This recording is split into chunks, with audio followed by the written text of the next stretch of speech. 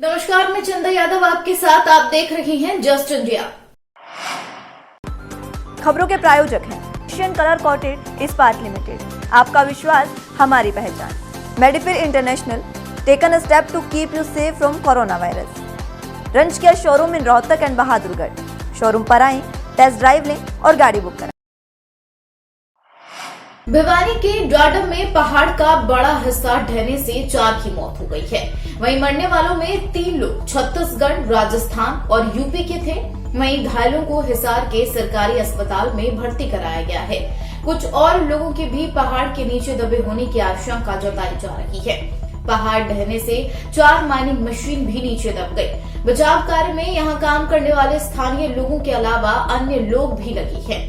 पहाड़ के दरकते ही आसपास में हड़कंप मच गया। बचाव कार्य में लोग जुट गए। विभाग या सरकार की तरफ से 3 घंटे बाद तक सहायता के लिए कोई स्पेशल टीम पहुंची थी। मृतकों में 2 के शव भिवानी आने की बात कही जा रही है, पर अभी तक भिवानी के सरकारी अस्पताल में कोई शव नहीं पहुंचा था। वहीं आपको बता दें, मुख्यमंत्री मनोहर लाल ने भिवानी के डाडम हादसे पर दुख जताया है। जिला प्रशासन के साथ मिलकर मुख्यमंत्री खुद रेस्क्यू ऑपरेशन कर नजर बनाए हुए हैं।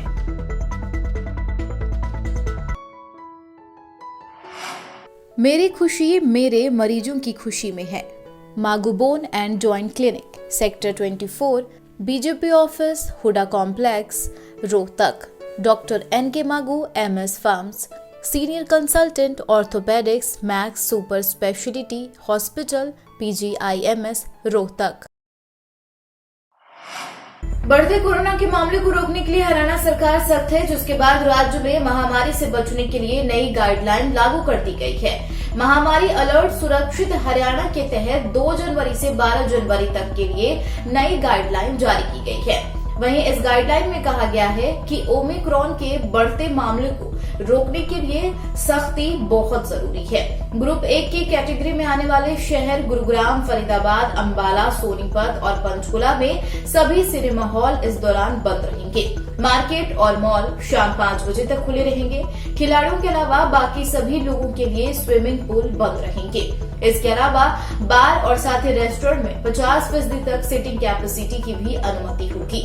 एसेंशियल सर्विसेज की चीजों के अलावा तमाम ऑफिस में 50% हाजिरी की सलाह दी गई है। वहीं कांग्रेस के राज्यसभा सांसद दीपेंद्र हुड्डा फिर कोविड पॉजिटिव हुए हैं। उन्होंने RT-PCR टेस्ट कराया था, जिसमें वह संक्रमित निकले। उन्होंने बीते दिनों संपर्क में आए सभी लोगों से कोविड टेस्ट कराने का आग्रह किया है।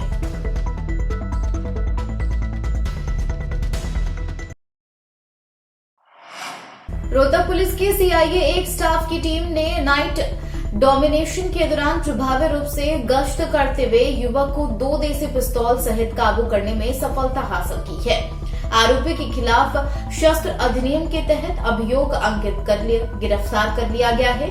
आरोपी को आप बता दें, पेश अदालत में किया गया। वहीं मामले की गहनता से फिलहाल जांच की जा रही है। आपको बता दें, प्रभारी CIA 1 स्टाफ उप निदेशक अनिश कुमार ने बताया कि मुख्य सिपाही दिनेश कुमार के नेतृत्व में CIA 1 स्टाफ की टीम नाइट डोमिनेशन के दौरान अपराध की रोकथाम और अपराधियों के धरपकड़ के लिए गश्त में मौजूद थी। इस दौरान गश्त लेबर चौक की तरफ पैदल आ रहे थे। युवक को शक के आधार पर काबू किया गया है।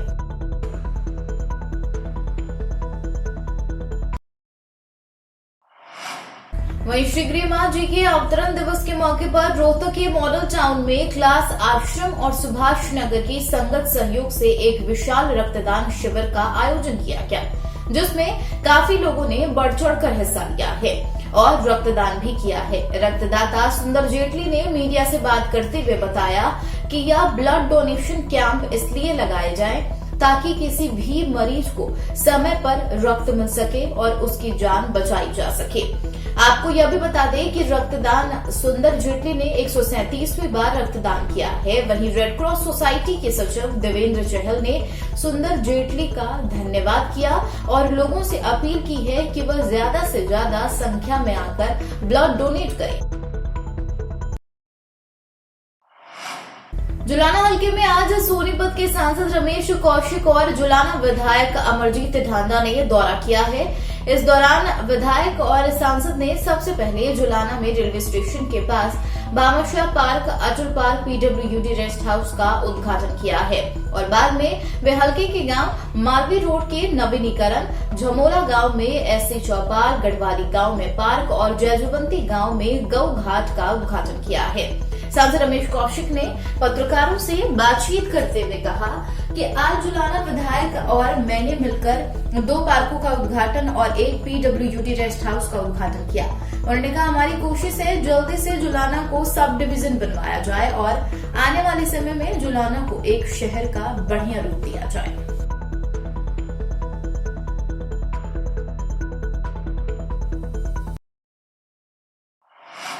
यमुनानगर में पिछले 1 सप्ताह से धरने पर बैठे गेस्ट टीचरों का एक साथी पानी के टंकी पर चढ़ गया, जिसे नीचे उतारने के लिए 3 घंटे तक इंतजार करना पड़ा है। लेकिन जैसे ही अतिथि अध्यापक को नीचे उतारकर पुलिस ने उसे अपने कब्जे में लिया तो तभी पुलिस और टीचरों में झड़प हो गई।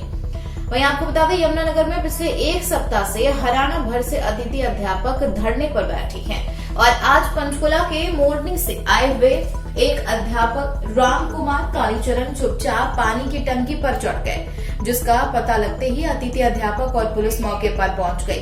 हालांकि राम कुमार को टंकी से उतारने के लिए काफी जद्दोजहद करनी पड़ी, लेकिन उसको नीचे उतारने के लिए 3 घंटे लग गए। आखिरकार पुलिस में तैनात अजय कालीराम जैसे जैसे पानी की टंकी पर पहुंचे, उसको नीचे उतारकर लाने में कामयाब हो गया। बताया जा रहा है कि अजय, जो कि हरियाणा पुलिस में हेड कांस्टेबल के पद पर तैनात है, वह राम कुमार के रिश्ते में भाई लगता है। राम कुमार ने अल्टीमेटम देने के बाद 3 बार टंकी से कूदने का प्रयास भी किया, लेकिन उसे हर बार रोका गया।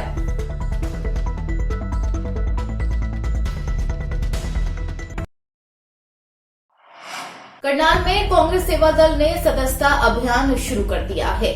देश के सबसे पुरानी राजनीति पार्टी यानी कि कांग्रेस के साथ लोगों को जोड़ने के लिए यह अभियान व्यापक स्तर पर चलाया जाएगा। दरअसल आपको बता दें, शनिवार को करनाल पहुंचे कांग्रेस सेवा दल के प्रदेश अध्यक्ष डॉक्टर पूनम चौहान, महिला वर्ग प्रदेश अध्यक्ष सुनीता शर्मा और प्रदेश महासचिव जोगिंदर चौहान की अगुवाई में कर्ण पार्क से न्यू 4 चमन तक पैदल मार्च निकाला गया। लोगों को कांग्रेस के जन कल्याणकारी नीतियों से अवगत करवाते हुए सदस्यता फॉर्म भरे गए हैं। डॉक्टर पूनम चौहान ने कहा कि देश प्रदेश की जनता कांग्रेस के राज में ही सुरक्षित और खुश रह सकती है। भाजपा सरकार के राज में आम आदमी पर महंगाई का चाबुक चलाया जा रहा है।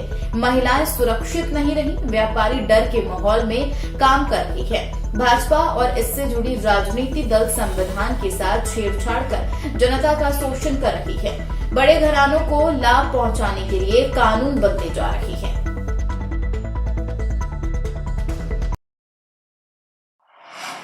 रोहतक में आजादी के अमृत महोत्सव के तहत पोर्ट ब्लेयर जेल और वाइपर द्वीप गया भाजपा हरियाणा का प्रतिनिधि मंडल लौट आया है। आपको बता दें, यह प्रतिनिधि मंडल अपने साथ वहां की मिट्टी लेकर लौटा है। भाजपा प्रदेश अध्यक्ष ओम प्रकाश धनखड़ के नेतृत्व में यह दल वहां गया था। भाजपा के प्रदेश उपाध्यक्ष और पूर्व मंत्री मनीष गुरुवर की अगुवाई में रोहतक लौटे इस दल का स्वागत भी किया गया। पार्टी कार्यालय में आयोजित कार्यक्रम में कार्यकर्ताओं को मिट्टी सौंपी गई। बता दें, भाजपा हरियाणा का प्रतिनिधिमंडल पोर्ट ब्लेयर जेल और उस स्थान पर पहुंचा जहां सैकड़ों स्वतंत्रता सेनानियों को बंदी बनाकर कई साल तक रखा गया और वहां पर फांसी के फंदे पर भी लटका दिया गया। यहां पत्रकारों से बातचीत में पूर्व मंत्री मनीष गुरुवर ने कांग्रेस पर स्वतंत्रता सेनानियों की अनदेखी करने का आरोप लगाया है। उन्होंने कहा, इन स्वतंत्रता सेनानियों की वजह से ही आज हम आजाद हैं। उन्होंने कहा, आने वाली पीढ़ी को इतिहास के सही तथ्यों से अवगत कराने की आवश्यकता है। इसके अलावा मनीष गुरुवर ने एक दिन पहले भिवानी के डाडा में हुए हादसे पर भी प्रतिक्रिया दी है। देखो, कुल मिला के कह सकता हूँ, जो हम देख कर आए हैं वहाँ का जो इतिहास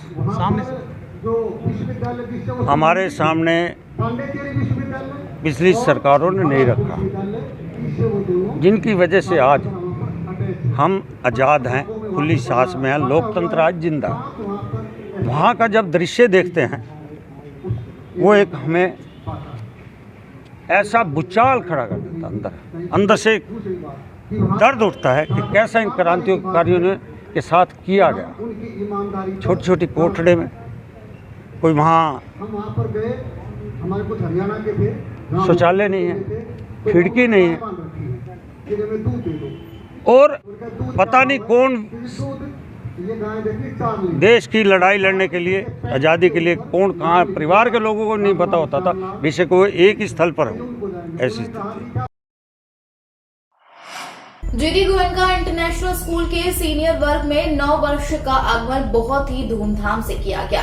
छात्रों और अध्यापकों ने मिलकर नृत्य एवं संगीत का समावेश कर बहुत ही सुंदर प्रस्तुति दी। स्कूल के रॉक बैंड ने बहुत ही शानदार प्रस्तुति देकर वहां प्रस्तुत आगंतुकों का मनोरंजन किया, तो वहीं नृत्य प्रस्तुति से बच्चों ने समावाद दिया।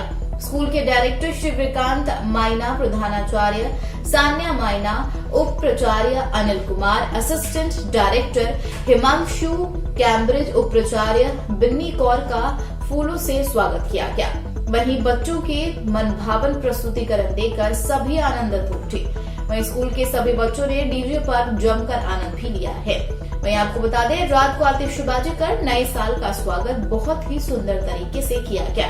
इस मौके पर सान्या और विक्रांत माइना ने सभी बच्चों और टीचर्स को नववर्ष की हार्दिक बधाई दी है।